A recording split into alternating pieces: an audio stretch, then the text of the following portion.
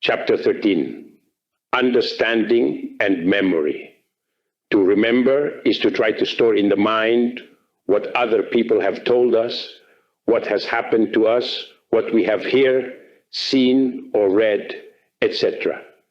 Teachers want their students to store faithfully in their memory their words, their phrases, what is written in school books, entire chapters, heavy homeworks, etc. To pass tests means to remember what we have been told and what we have mechanically read. It means to verbalize memory, to repeat everything that we have stored in our memory like parrots. It is necessary that new generations understand that repeating everything in the memory like a record does not mean having understood anything in depth. To remember is not to understand. The memory belongs to the past. It is something dead that no longer has life. It is imperative and of great contemporary importance that all students in education really understand the deep meaning of profound understanding. To understand is something immediate, direct, something that we live intensely, something that we experience profoundly, and which inevitably is transformed into intimate means of conscious action. To remember or to recall is something dead. It belongs to the past, and unfortunately, it becomes an ideal, a motto, an idea that we want to imitate mechanically and follow unconsciously. In true understanding, in profound understanding, in intimate understanding, there is only the pressure of the conscience, constant pressure born from the essence that we carry within. Real understanding manifests itself as spontaneous, natural, and simple action, free of the depressing process of choice, pure, without indecisions of any type. Understanding transformed into secret means of action is splendid, wonderful, edifying, and essentially dignifying. Calculation is the action based on recalling what we have read, the ideal we aim at, the norm of behavior that we have been taught, of the accumulated experiences in memory, etc. It depends on depressing option. It is dual, based on conceptual choice, which only leads inevitably to error and pain. To adapt action to remembrance, to try to modify action so that it coincides with memories accumulated in us, is something artificial, absurd, without spontaneity, and can inevitably only lead to error and pain. To pass exams can be accomplished by any fool who has a good dose of astuteness and memory. To understand subjects that have been studied and which one is going to be examined on is something very different from memorizing subjects. It belongs to true intelligence, which should not be confused with intellectualism. People who want to base all the actions of their life on ideals, theories, and memory of all types accumulated in the warehouses of the mind always go around comparing. And where comparison exists, envy also exists.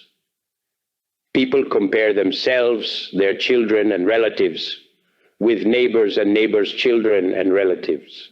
They compare their house, furniture, chodis, and all their material things with those of their neighbors and people in society. They compare their ideas, intelligence of their children, etc., with ideas and intelligence of other people.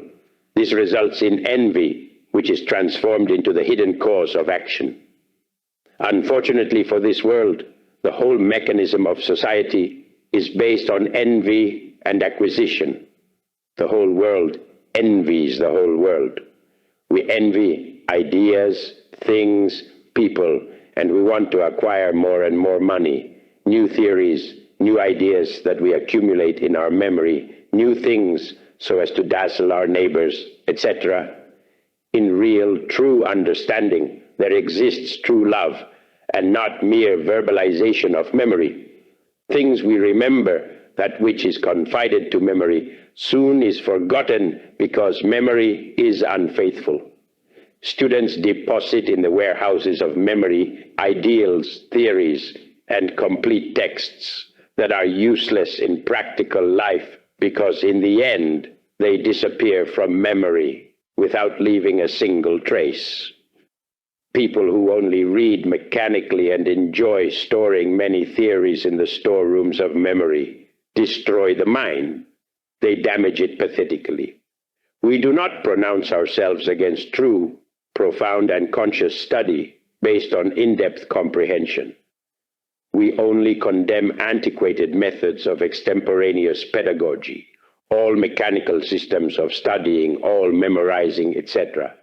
Remembering is superfluous. Where there exists true understanding, we need to study, we need useful books, teachers, spiritual guides, etc. But it is necessary to understand fully the teachings and not merely to store them in the storerooms of the unfaithful memory. We cannot be truly free as long as we commit the mistake of comparing ourselves with the stored recollections and ideals in our memory, and with what we covet to be or not to be. When we truly understand a teaching, we do not need to remember it nor convert it to an ideal.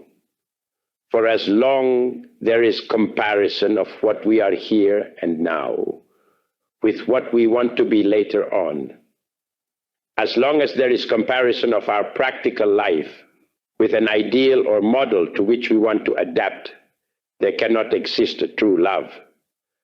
All comparison is disgusting, brings fear, envy, pride. Fear of not obtaining what we want, envy for others' progress, pride because we think ourselves superior to others.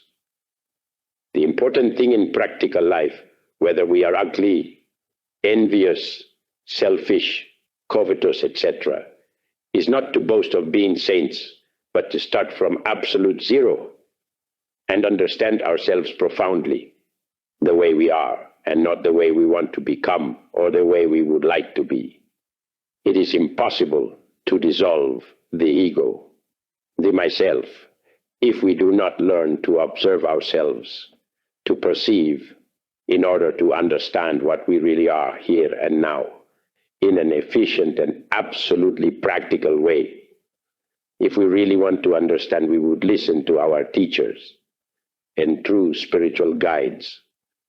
Young people of this generation have lost the sense of respect, of veneration towards their parents, teachers, and true spiritual guides.